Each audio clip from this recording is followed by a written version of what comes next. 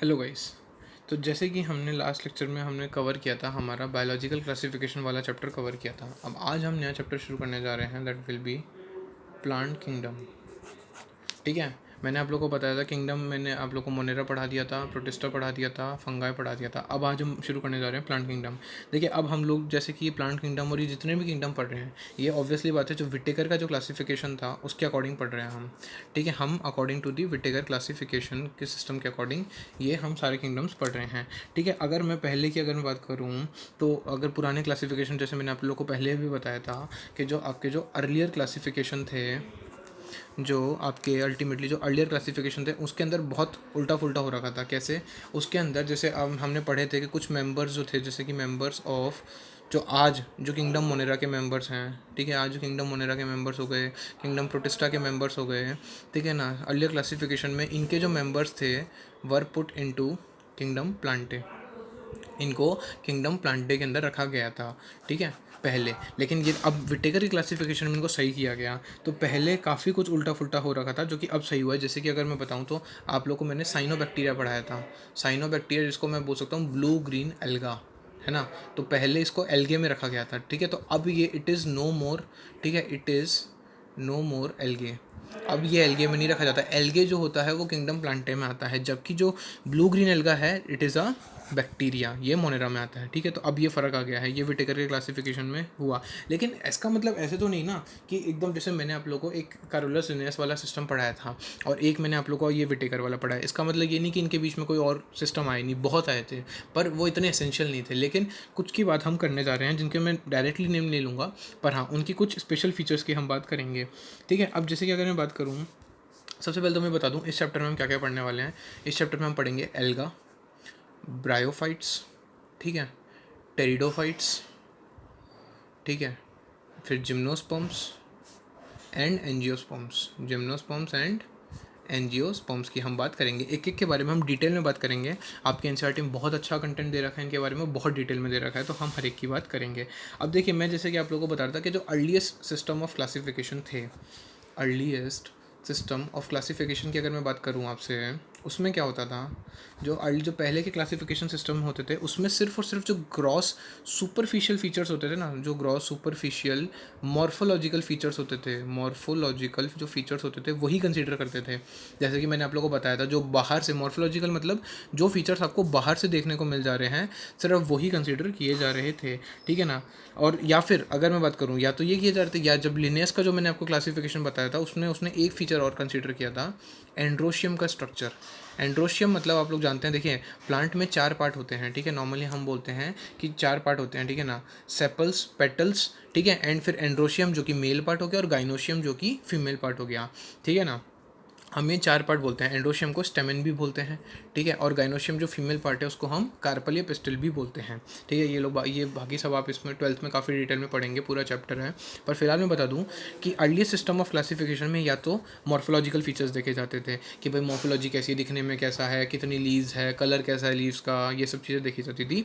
या फिर लिनेयस ने क्या यूज़ किया था स्पेसिफिकली, ये लिनेयस नाम दे रहा हूँ क्योंकि कार्लोस लिनेयस जिन्होंने बाइनोमियल नोमेनक्लेचर दिया था, उन्होंने एंड्रोशियम के स्ट्रक्चर के बेसिस पे कि कैसा मेल का जो सिस्टम है वो कैसा दिखता है, जो मेल रिप्रोडक्टिव सिस्टम है वो कैसा दिखता है, उसके अकॉर्डिंग भी उसने क्लासिफिकेशन किया था। ठीक है, तो ऐसे सिस्टम, ये जो जितने भी ये जो हैं मॉर्फोलॉजिकल फीचर हो गए एंड्रोजियम, ऐसे सिस्टम को हम क्या बोलते हैं, इस तरीके का जो क्लासिफिकेशन था that is known as artificial classification. इस तरीके के जो क्लासिफिकेशन था इसको क्या बोला गया है, आर्टिफिशियल क्लासिफिकेशन बोला गया है। ठीक है, अब इस आर्टिफिशियल ने क्या किया, इसने बहुत गड़बड़ ये कर दी कि इन्होंने सेपरेट कर दिया, सेपरेटेड दी क्लोजली रिलेटेड स्पीशीज़, जो स्पीशीज़ क्लोजली रिलेटेड थी उनको सेपरेट कर दिया गया। क्यों? क्योंकि since they were based only on few characters, only on few characters. Obviously बात है, अगर मैं किसी के मॉर्फोलॉजी की बात करूँगा तो मैं ज़्यादा से ज़्यादा क्या बता सकता हूँ भाई, कलर क्या है, कितनी लीव्स है। अगर किसी प्लांट की मैं बता रहा हूँ तो ज़्यादा इन्फॉर्मेशन नहीं दे सकता ना मैं। तो अब क्योंकि ज़्यादा इन्फॉर्मेशन नहीं दे सकता था, तो जो बहुत ही क्लोज रिलेटेड स्पीशीज़ थे वो भी दूर दूर चले गए। ठीक है, क्योंकि उनके बारे में हम बीच में ज़्यादा कॉमन सिमिलरिटीज़ नहीं बता पाए, तो उनको एक जगह हम नहीं रख पाए। इस सिस्टम को हमने बोला अल्टीमेटली आर्टिफिशियल क्लासिफिकेशन सिस्टम। ठीक है, अब इसके अंदर क्या हुआ अल्टीमेटली कि ना, इसके अंदर अल्टीमेटली क्या किया, इक्वल वेटेज दिया गया। इन्होंने क्या किया, ये जो आर्टिफिशियल सिस्टम था इसमें इन्होंने किया क्या, इक्वल वेटेज दिया to vegetative and sexual characteristics को, सेक्सुअल कैरेक्टरिस्टिक्स। अब ये पॉसिबल ही नहीं है। उन्होंने क्या किया, जो आपके वेजिटेटिव कैरेक्टर्स हैं, मतलब जो बाहर से जो दिख रहे हैं आपको, सेपल्स हो गए, पेटल्स हो गए, ठीक है ना, वो और जो सेक्सुअल कैरेक्टर्स हैं उन दोनों को इक्वल वेटेज दे दिया। पर ये कभी नहीं हो सकता कि हमेशा जो सेक्सुअल कैरेक्टरिस्टिक्स होते हैं वो डोमिनेट करते हैं। ऐसा क्यों?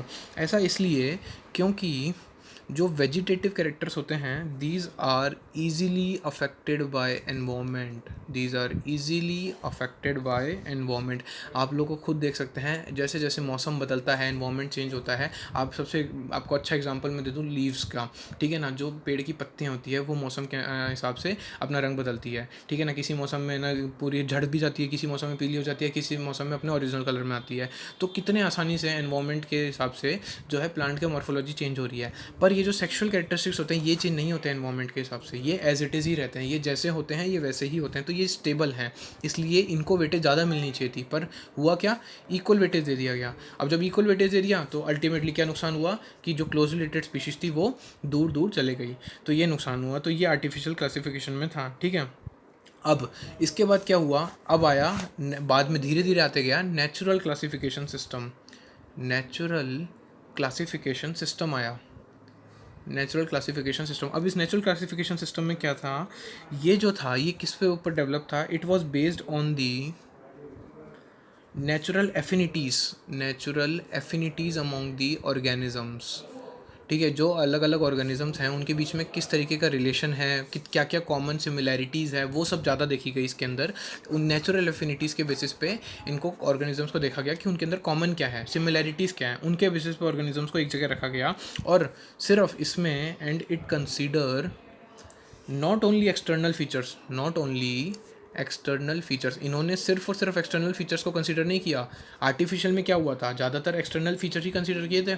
इन्होंने सिर्फ एक्सटर्नल फीचर्स को नहीं कंसीडर किया, साथ में इंटरनल फीचर्स को भी कंसीडर किया।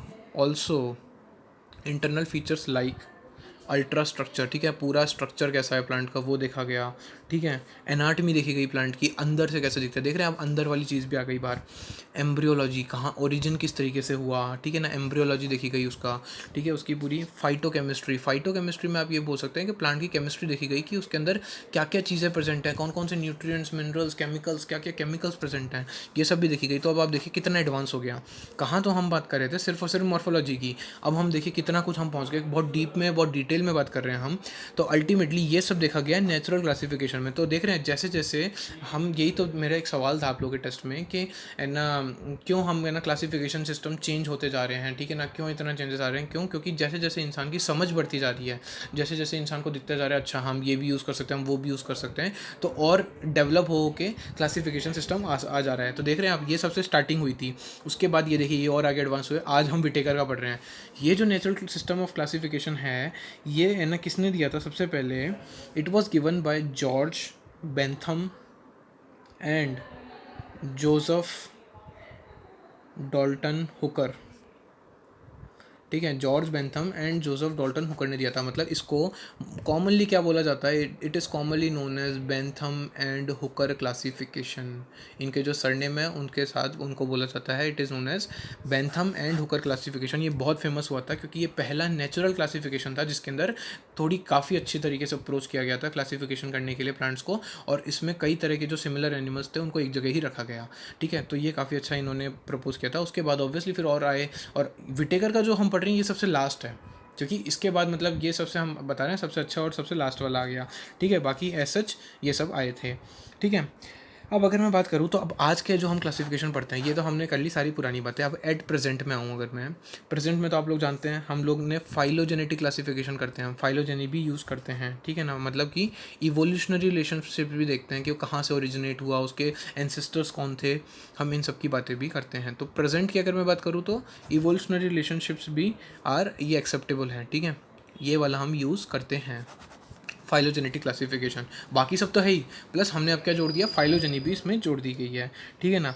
इसका मतलब क्या है, इस लाइन का मतलब ये कह सकता हूँ मैं कि it means that organisms belonging to same taxa जो ऑर्गेनिजम्स मान लीजिए एक कैटेगरी, टैक्सा मतलब मैंने बताया था कैटेगरी, तो वो ऑर्गेनिज्म जो कि सेम कैटेगरी को बिलोंग करते हैं, ठीक है ना, उनके कॉमन एंसेस्टर होंगे, ठीक है, हैव अ कॉमन एंसेस्टर। आज अगर मैं बोलता हूँ कि ह्यूमंस और चिंपांजी, ठीक है ना, ये ह्यूमंस और चिंपांजी हैं, अगर मैं बात करूँ कि वो सारे के सारे मैमल्स में आ रहे हैं, सपोज अगर आज मैं ये बोलता हूँ मैमल्स में है, तो मैमल्स को मैं एक कैटेगरी मान लिया, ठीक है ना, मैंने बोल दिया मैमेलिया क्लास है, मतलब क्लास एक कैटेगरी हो गई। मैंने बोला ना मैमेलिया क्या है, एक क्लास है, आप लोगों ने खुद ने एग्जाम में लिखा था, क्लास में आता है मैमेलिया, तो वो एक कैटेगरी हो गई। उस कैटेगरी में ह्यूमंस भी आ गए, मान लीजिए चिंपांजी भी आ गए, ठीक है। तो अब ये जो आ गया मंकीज़ मान लीजिए, तो अब इनका हम ये कह सकते हैं, इससे आइडिया लगा सकते हैं कि हाँ यार इनका कोई एक कॉमन एंसेस्टर हो सकता है, इनका कोई कॉमन एंसेस्टर हो सकता है। तो हमने क्या कंसीडर किया, हमने फाइलोजेनेटिक रिलेशनशिप उनके बीच में कंसीडर की, ठीक है ना। ये बात अल्टीमेटली कर की जाती है, ठीक है ना, फाइलोजेनेटिक के अंदर, जिसमें हमने ये बताया कि रिलेटेड कैसे हैं और ज़्यादा कैसे रिलेटेड हैं, ठीक है। अब इसके अलावा अब कुछ टर्म्स आती है, जैसे कि एक है न्यूमेरिकल टेक्सोनॉमी, ठीक है। क्या है, टर्म का नाम है न्यूमेरिकल टेक्सोनॉमी। अब न्यूमेरिकल टेक्सोनॉमी से क्या समझते हैं, देखिए न्यूमेरिकल टेक्सोनॉमी क्या होती है, ये कंप्यूटर्स पे कैरी की जाती है, अल्टीमेटली कंप्यूटर्स के ऊपर की जाती है। कैसे, जो भी आपको ऑब्जर्वेबल कैरेक्टरिस्टिक्स दिख रहे हैं, जो भी ऑब्जर्वेबल कैरेक्टरिस्टिक्स दिख रहे हैं, ठीक है, उन सब का जो है अल्टीमेटली डाटा उसको हम क्या करते हैं, कंप्यूटर्स पे डाल देते हैं, ठीक है। अब इसमें क्या होता है, जैसे आप लोगों ने कभी अगर देखा हो तो माइक्रोसॉफ्ट एक्सेल की कभी शीट वगैरह बनाई हो, तो बिल्कुल अगर आप लोग, जैसे आप लोग भी देखते हैं, आप लोग का जो रिजल्ट आता है या वो सब आता है, वो कितना आराम से बनता है, ठीक है ना। उसके अंदर क्या करते हैं टीचर्स लोग जो हैं, वो पहले लिख देते हैं कि भाई टोटल मार्क्स इतना है, पर्टिकुलर के मार्क्स इतने हैं, तो फिर जैसे वो लोग फिर सारे सिस्टम डालते हैं, अल्टीमेटली सबकी परसेंटेज निकल निकल के आ जाती है। इतनी मेहनत उनको नहीं लगती अगर वो कंप्यूटर से करें तो, ठीक है ना। तो इसमें क्या होता है, कैसे, क्योंकि वो लोग भी कुछ इस तरीके से करते थे जैसा इसमें किया जा रहा है, numbers and codes are assign to all the characters. जितने भी कैरेक्टर्स हैं, मान लीजिए एक प्लानट में मुझे 50 कैरेक्टर्स मिले अलग अलग तरीके, ठीक है, इन सबको अलग अलग, हर एक कैरेक्टर को कुछ नंबर और कुछ कोड असाइन कर दिया, ठीक है ना, पर्टिकुलर नंबर और एक कोड दे दिया उनको कि हर कैरेक्टर का ये नंबर है, ये कोड है, ठीक है। और अल्टीमेटली वो जो डाटा जो मिला उसको प्रोसेसिंग में डाल दिया कि द डाटा इज़ प्रोसेस्ड। यही हमारे स्कूल वाले भी करते हैं, ठीक है ना। जो भी एक्सेल की शीट बनाते हैं उसमें क्या करते हैं कि भाई टोटल जैसे बायोलॉजी हो गया, तो बायोलॉजी कितने मार्क्स का पेपर था, ठीक है, तो ये सब में कॉमन कर दिया, उसके बाद हर एक के इंडिविजुअल मार्क्स लिख दिया और अपने आप फिर परसेंटेज कैलकुलेट होकर आ जाती है। इस तरीके से उन्होंने डाटा कर दिया प्रोसेस। तो इस तरीके से इन्होंने क्या किया, each character is given equal importance. Obviously बात है ना, हर कैरेक्टर को जब इन्होंने कोड दिया तो हर कैरेक्टर को इन्होंने क्या दी, इक्वल इंपॉर्टेंस दी, ठीक है, हर एक कैरेक्टर को इंपॉर्टेंस मिली है। अब इसके अंदर क्या हो रहा है, and at the same time आपका काम कितना आसान हो गया, मतलब आप हंड्रेड्स ऑफ कैरेक्टर्स एक साथ स्टडी कर सकते हो, and at the same time hundreds of characters can be studied, ठीक है।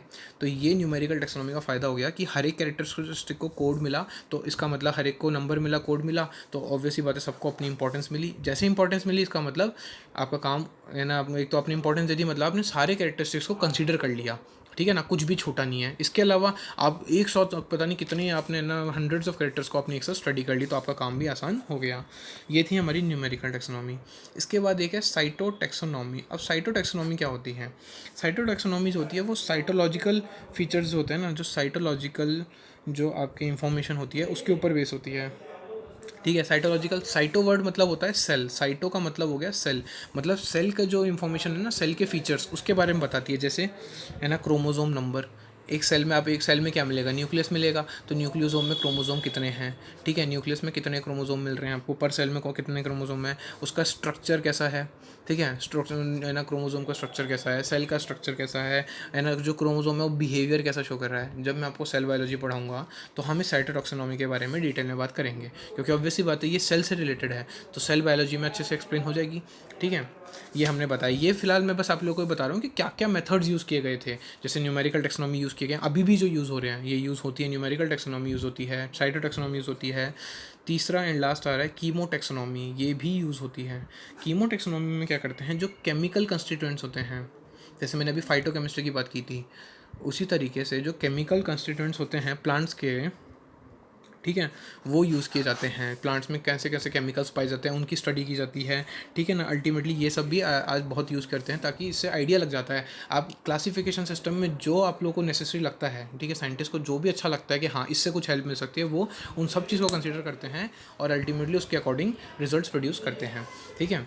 ये हमने एक बेसिक जो हमारा था किंगडम प्लांटे का, हमने एक ओरिजिन कैसे हुआ, किस तरीके से आगे डेवलपमेंट हुआ, वो सब बात की है। अब नेक्स्ट लेक्चर से हम अलग अलग उसके जो हैं क्लास एल्गा, हमारे हमारा जो डिवीज़न वगैरह जो है अलग अलग, हम उनके बारे में बात करेंगे।